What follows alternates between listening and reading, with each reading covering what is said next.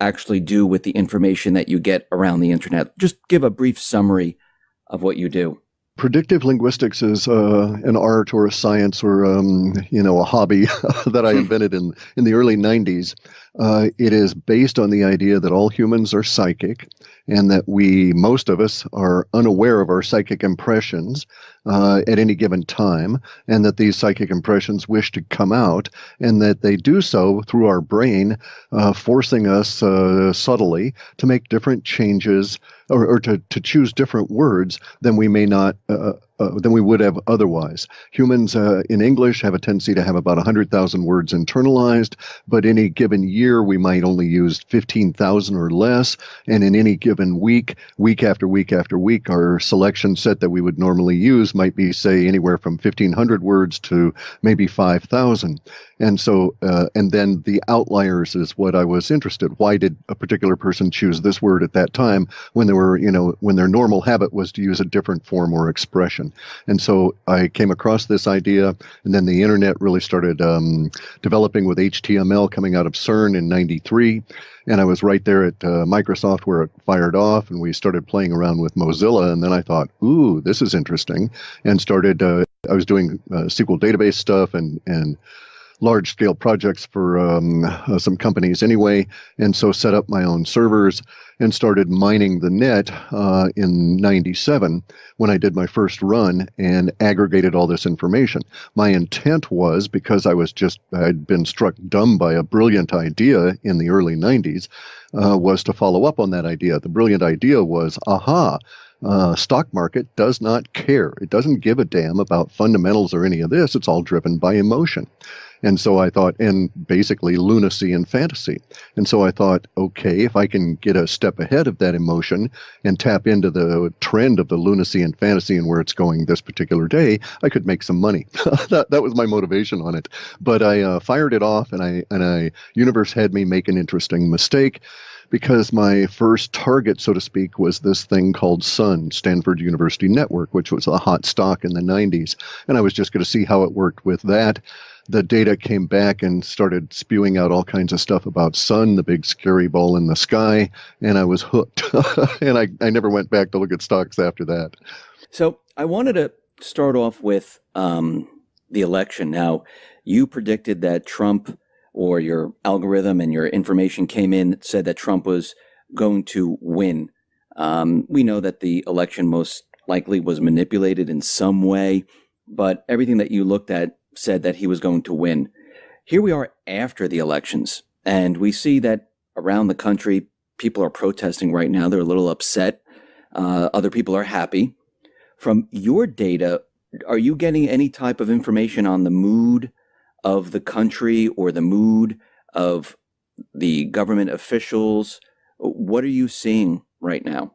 When I first started doing the runs that brought up this particular period of time, the dominant, everything I do is in set data sets. Each set is linguistic, so I don't get a chart or any of that kind of thing, but I have this critter I called the emotive reduction engine, where I assign values for emotions to words, and so I can get an emotional tone. And I use that emotional tone with this vast list of words that is the lexicon that supports the work. And I can get a dominant emotional tone, if you will. And so right at the moment, we're in a dominant emotional tone that will extend at least until the morning of the 19th of confusion. Now, the confusion is not about the election results, but basically about what it means, and in many cases, how it came to be.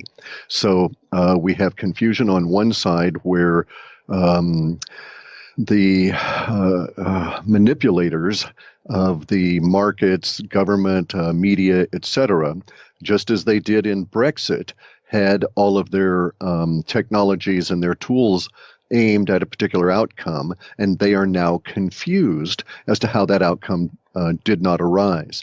But their confusion is not what our data sets pick up, because we're looking at a vast amount of aggregated data going towards a more social body or general mood kind of thing. And we're in a point of confusion where those individuals that were emotionally manipulated, desperate to see a particular vision fulfilled, are confused because it didn't occur. So imagine a situation, and it'll sound extremely harsh. Okay, I'll tell this everybody up front. It's going to sound extremely harsh if you were involved in this.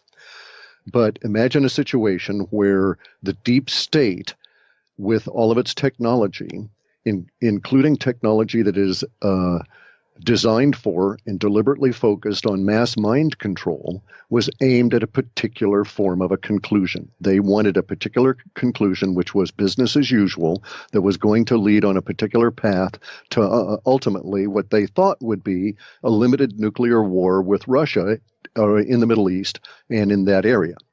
So that was the plan of those individuals that are moving the deep state along. I'm not saying the civil servants. I'm not saying these individuals desired that plan. I'm saying that they were part of a machine, an organization that was moving in that direction, and those people at the top were pushing us that way.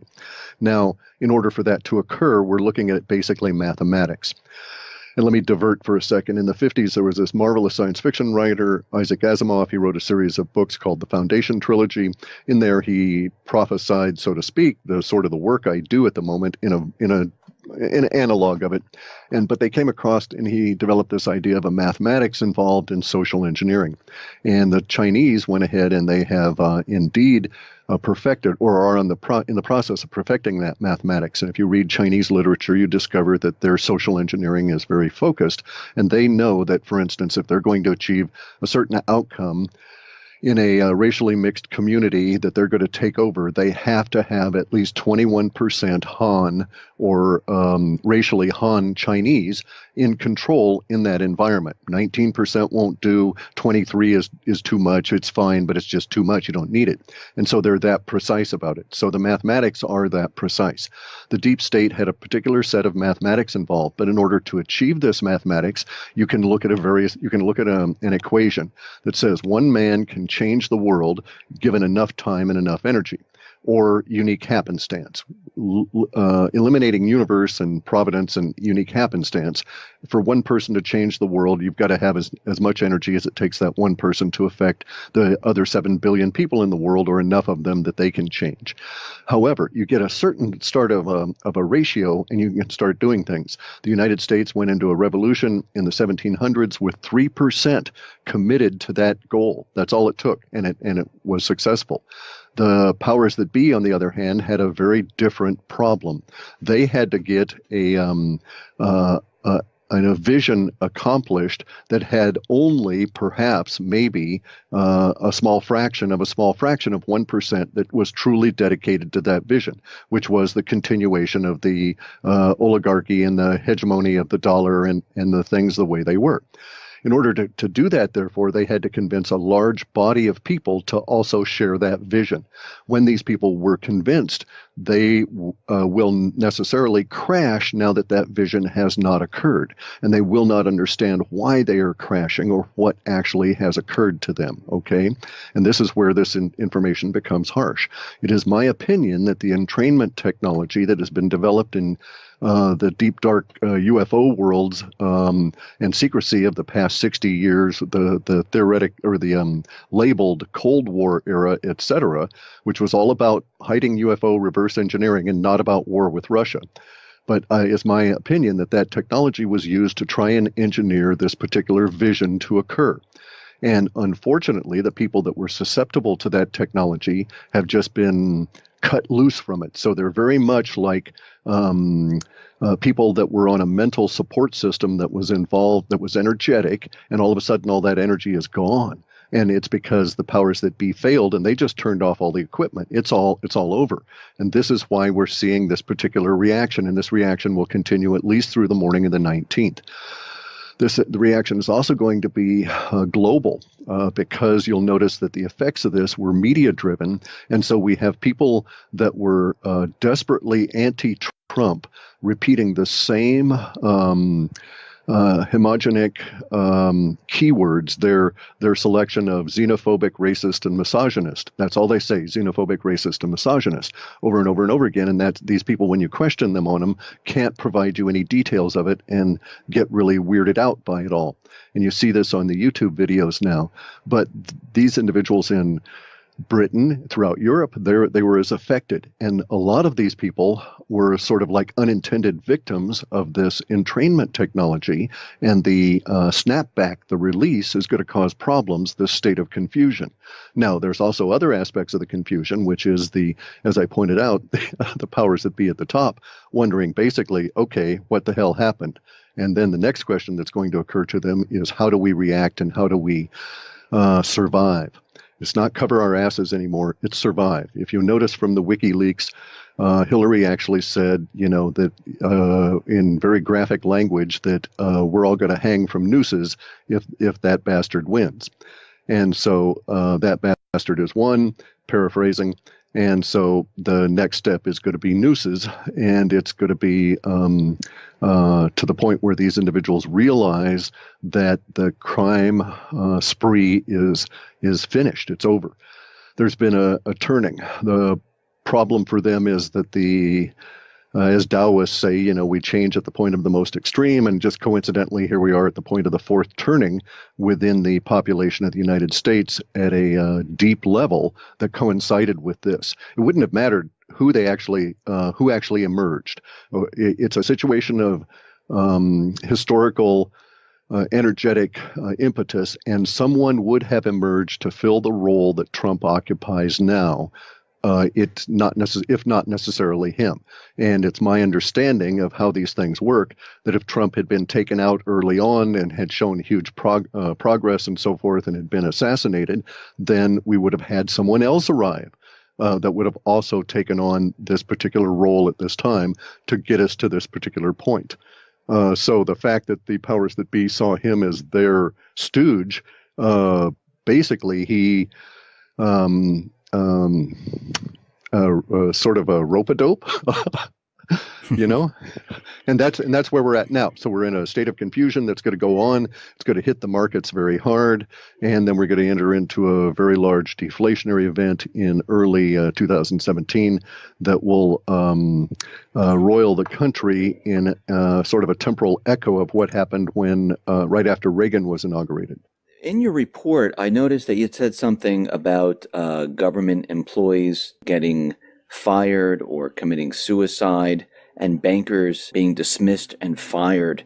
Are you seeing that there's going to be a wave of, let's say, cleaning house and people getting scared and jumping ship? Is that what you're talking about?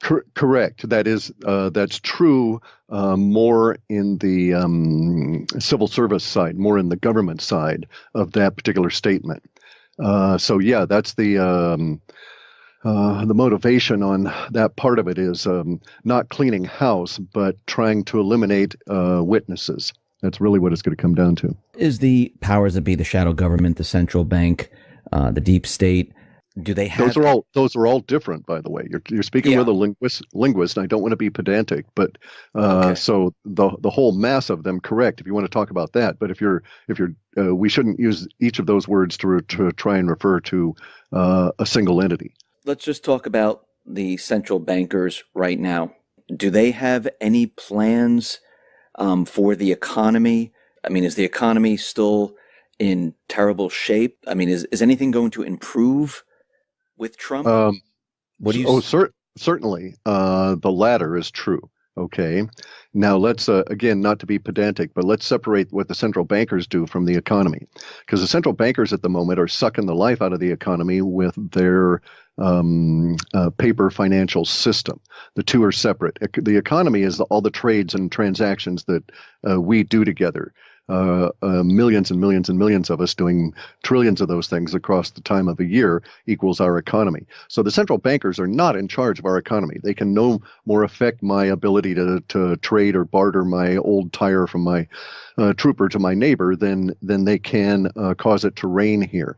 So the central bankers and their financial system are in a deep world of hurt, and that is really sick, and it's going to continue to be sick. But the economy, on the other hand, at a much more base level, is going to continue the way it's always continued, in spite of the fact that we're nearing the end of the repression of the central bank era, at least within this country. In your report, you talked about baby boomers getting kicked out of their homes. We're seeing these huge mansions being abandoned. I mean, are we looking at some type of crisis heading our Oh, way? sure. Yeah, that's the deflationary event. Okay, so and actually, I probably shouldn't use the word deflationary because I don't know that that's meaningful to most people, but let's call it about a debt evaporation event. So or a liquidity evaporation event, or as we call it in the data sets, a credit freeze. Because here's what's going to happen. The banks alone currently exist not because they own anything, nor because all of us are paying off our loans and they make a little bit of money on top of that. And so they're the happy, congenial community banker that no longer exists. These individuals, the whole structure makes their money because an entity in Washington, D.C. creates the digits and hands them the digits, and then they go out and they tell us those digits are worth something, and they shove them around in databases and this kind of thing, frenetically creating activity, but no result. So our problem at the moment is that the banking system, the glue that holds all of that together, is what's coming unglued. And it will at some point reveal the economy. We'll all stand around and look at each other and say, wow, let's go and do something, because now this repression will have been released. But that's not yet. That's maybe a year or 2 years away. In between now and then, the oppressors, the occupying force that is the central bank that has taken over the United States, bear in mind we've destroyed them. The people have risen up and destroyed central banks twice before in this nation, and we're about to do it a third time. But before we get there, these guys are going to create vast numbers of these digits and do all kinds of manipulation and try and get us to all get on their side. And it's just not going to work. A lot of the confusion from, as you read from the report, is going to be within the upper ranks trying to figure out what to do and how to sell us into their next scheme. So here's the thing. We are dealing with sociopaths, all right? At the very top are the psychopaths. They're the ones running around that say, okay, you looked at me wrong, have him killed. All right, the sociopaths are the people that do the killing because they're afraid not to. But the sociopaths, being the people that do the implementation, are bound by their sociopathic nature. They require willing victims. Sociopaths are basically cowards. If you call them on it, they freak out. They don't have a defense mechanism inbuilt in their mental structure of the world, and they react badly. And so the sociopaths are reacting badly now because the willing victims are not so willing anymore. The vast majority of us don't buy their scheme anymore and are wondering basically what the hell's going to happen. Now, they are in a position of are going to have to try and sell us scheme after scheme after scheme. And they're in a position where they can't not do that. They can't just stop and say, well, we screwed up, guys. You all are on your own. We're going to go off and, go on a cruise to Acapulco or something while you guys figure it out. They can't do that kind of thing. They must continue because of the nature of what's going to happen. But here's their real problem. Every time they do something new, it makes more and more people fall into the camp of not buying their vision anymore. So it's truly beyond ineffective. It's now into generating their own demise. Some of them may be smart enough to realize this, but I doubt it. As you realize from what the data is saying in the reports, we have a very rough couple of years ahead as the central bank dies, and we have to get rid of it. The analogy I'm using with friends around here in emails and stuff is that the dinosaur is dead. The last of the living blood is just now passing through its little tiny brain, but it's going to take us a long time to shove the thing over. As we go through this, do you see like foreclosures in homes? Do you see people losing jobs? Sorry, let me go right to that point. Oh, okay. Your last question in the housing. As the central bankers dry up, they pinch off the flow of this free money to everybody, meaning the other banks, and the banks therefore will start instituting, as they did in the 1930s, this provision that's in all the contracts for houses that says, hey, we can call this note due if we need to. And that's really what it is. It's long and involved, but it's still in all the mortgages. And it says, at our need, we can make 100% of this mortgage due right now. They're going to do it en masse. That's how they took vast numbers of properties in the Midwest vast areas of farming land that were aggregated into huge tracts and sold to corporations were seized with that particular provision in 32 when the bonds went and the bond fiasco. Then we are right in the middle of another one of these bond fiascos, and it starts right away in terms of the need of the liquidity for the banks. So expect them to start trying to make as much in the way of the profit or liquidity for their institution by property seizures early next year. In the 30s, it took them about 6 months to have something implemented. They may do it far faster now because they have the modern communications. Isn't this going to make people like really angry, calling everyone's loans, at the same time? I mean, we're going to see riots if they yeah, and do we this. we saw them in the 30s, and the military was called out to shoot people. This was the time in the 30s when factories were taken over by workers that were dispossessed because of the credit freeze that occurred then, aka a deflationary event, as we hear it in the reports, and it leads to the government having to call out the military because you start getting strong opposition to these immoral acts. And their response in the 1930s was, in the area I live up here, was to shoot people on bridges south of me, about 40 miles, where unionists had decided that was enough. They were going to try and forestall a foreclosure sale. See, they still have to go through the legalistic component of it. The robo-signings were their attempt at the bank level to avoid the local sheriffs and avoid the local problems. If they can just send you a note saying you're foreclosed, we'll be there Tuesday to kick your ass out, and there's no, meeting on the courthouse steps to sell the foreclosed property as a, quote, formality back to the bank, which is usually what happens, then under those circumstances, there isn't the huge giant outcry. So they've done everything they can in the last 15 years to engineer a system where they don't have to encounter that local opposition. I don't know how it is in the East, but out here in the West, they haven't been very successful. And so they will get mass opposition. And that's why I say in the data sets, it's coming out about half of the people are just going to walk away, just acquiesce to this. I don't know if it's a lack of support structure, their age, or what the deal is. But the other half are going to be rather miffed. And there's going to be a lot of bad behavior. Is the government going to react to these people that are angry?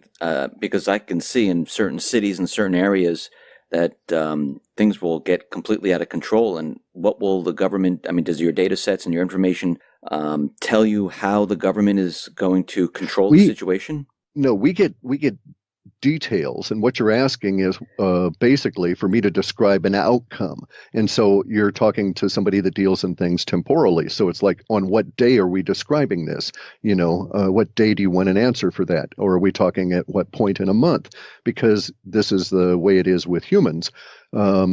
There's always dynamic activities. So won't happen all in a single day. It's going to happen to individual banks as they need the liquidity. Their response is basically going to be the same, but it's not going to be so ubiquitous that, say, all of the mortgages are called by Wells Fargo on a particular day all across the nation. It's not going to work that way. But at some point along the way, sometime next year, we can all look back and say, oh, look, most of the nation is now involved in this generalized warfare with illegal foreclosures, as the banks are desperately trying to save themselves because the other components of their supposed safety plan, bail-ins and bail-outs, are not working. Do you see banks closing? Oh yeah, in vast numbers, and it's going to just be absolutely horrific. When it goes, it's not going to be like the this won't be like what happened in the 1930s. Okay, let's take as our basic model what happened in my area, Olympia, in the 1930s. There were 19 banks when we went into the Depression in 1929, and there was one when we came out. So 18 of those banks and credit unions and savings and loans failed in that period of time from 1929, and let's just call it 1942 to say we were nominally out of the Depression here.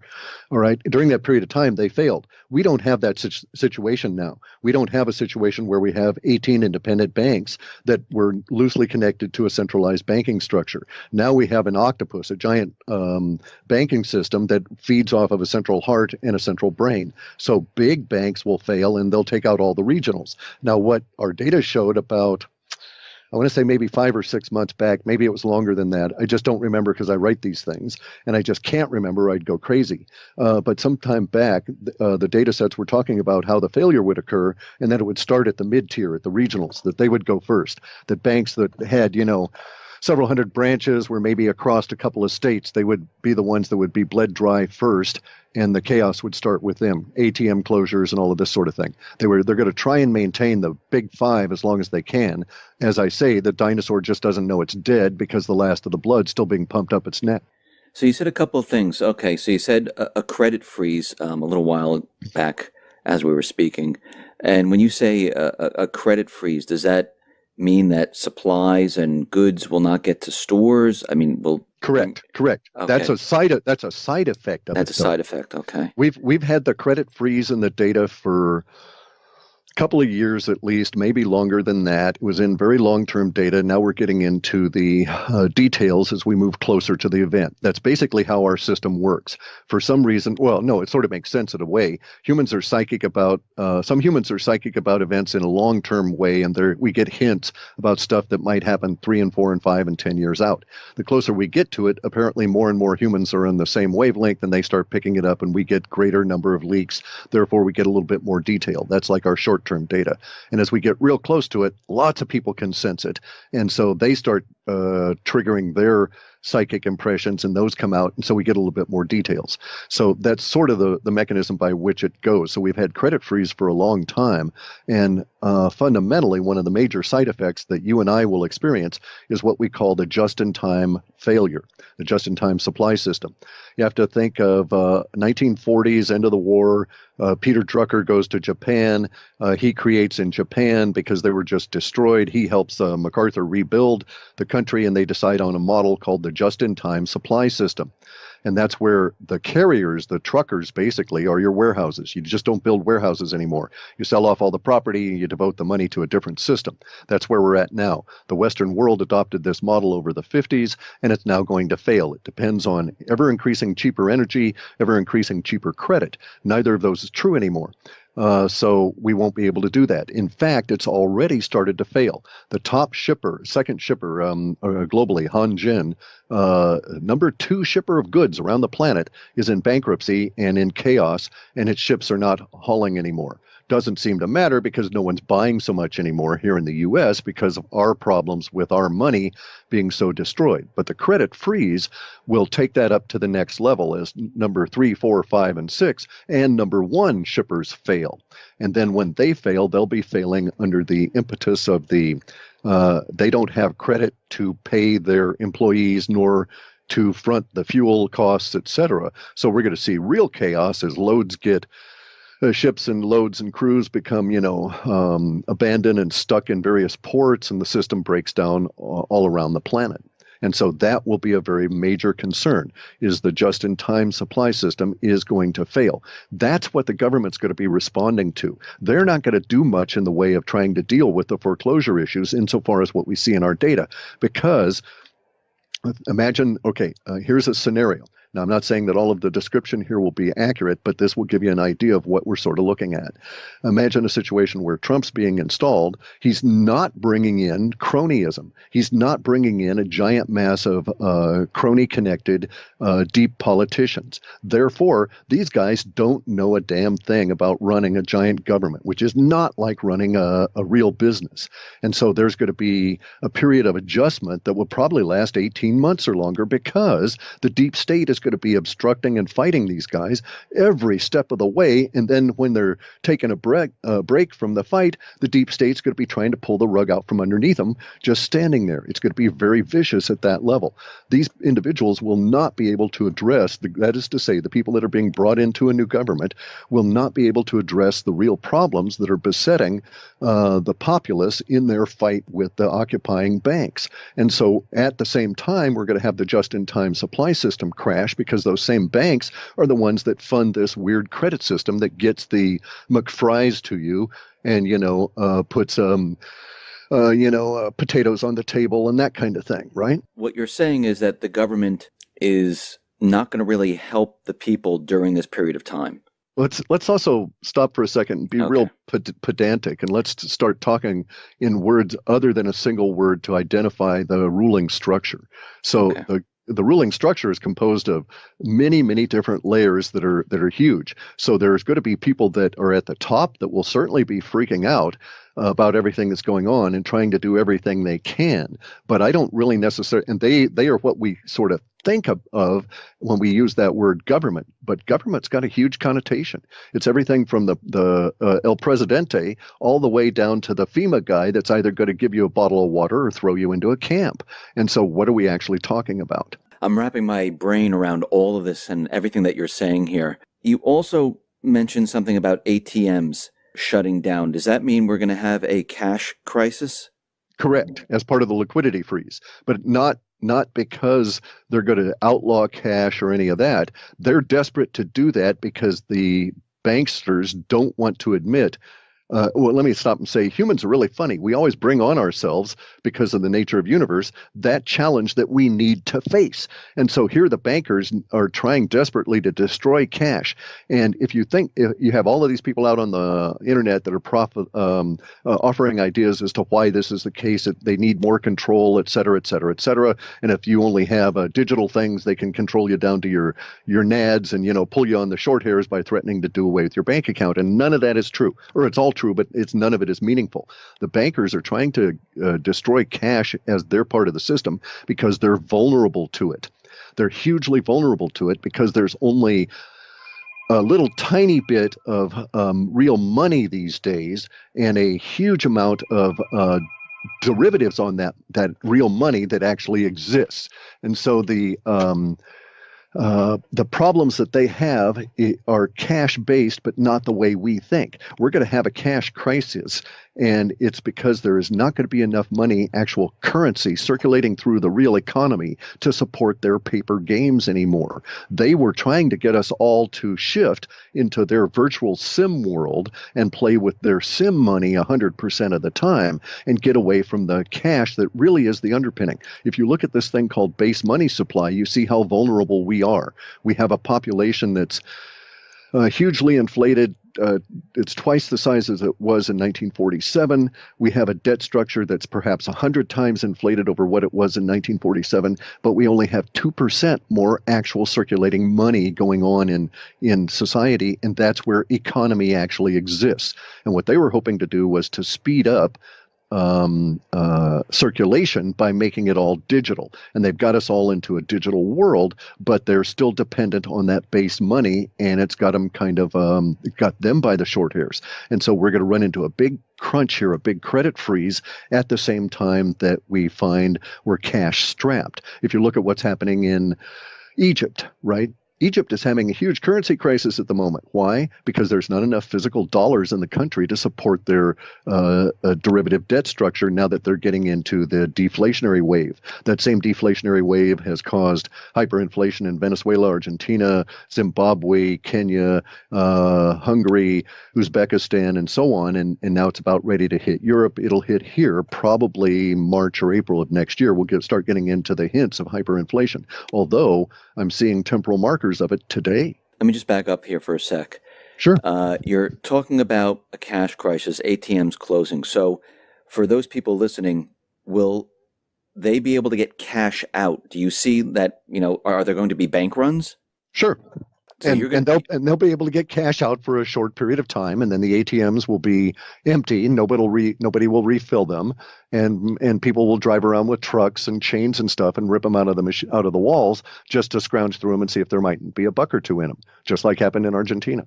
So people are going to be desperate to find cash because it's just going to completely I mean, what you're saying, it sounds like it's just going to disappear.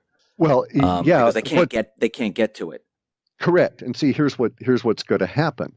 Right now, how often do you actually touch anything close to money in your daily life? I mean, you as an individual. Mostly the people that are, say, even in my age group, they're dealing with the plastic cards. And as the system locks up, If your plastic card doesn't work, how are you going to pay for something at Safeway or Starbucks or someplace or buy gas or whatever? For a while, there will still be stuff in the supply system. So we live right now without warehouses. So if we were to look at ourselves as a social body, we don't have big giant fat repositories lying around. We're existing on the fat that's being pumped around in our blood, and it's going to dry up. Our blood's going to get leaner, and so at that point, we don't have those extra reserves, and you're going to run into this situation. It's hit all of the countries as the dollar has died. We're in an empire. The empire is based on the dollar, the way the British Empire was based on the pound sterling. We're replicating history. This happens all the time. Empires die from the periphery. Part of our periphery was Argentina, Venezuela, Greece, Hungary, all these countries that were dollar based on their own currency. So we see it there first. So let us not be surprised when it hits, Florida, New Hampshire, California, et cetera, et cetera. So you also mentioned inflation, and we're seeing some inflation now. How bad is inflation going to get? I mean, what are people going to see? I mean, from everything that you've been looking at, does that tell you like how bad it's going to get for the people?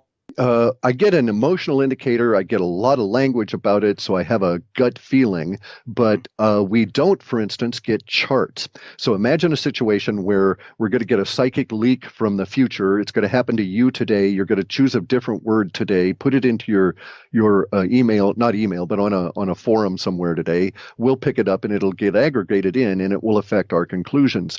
Well, the way that works in that chain, people sometimes, in a sense, you can imagine they're sort of like getting psychic headlines as to what's going to happen in the future. Most numbers in our system we throw away because the internet is basically entirely a numeric system. But linguistic numbers that float through for whatever reason, people typing out the number 30 or 13 or whatever in an appropriate fashion, in an appropriate time to be swept into the data sets, that sort of thing does come through occasionally. So it's not like I get a price for a hamburger 2 years from now. I don't have that sort of thing for inflation. I do occasionally have what we might say would be impressions or whatever of screaming headlines. So imagine we're a year from now, actually in July, August, or September or October, in that time frame, and there's going to be a giant headline that says Dow 125,000.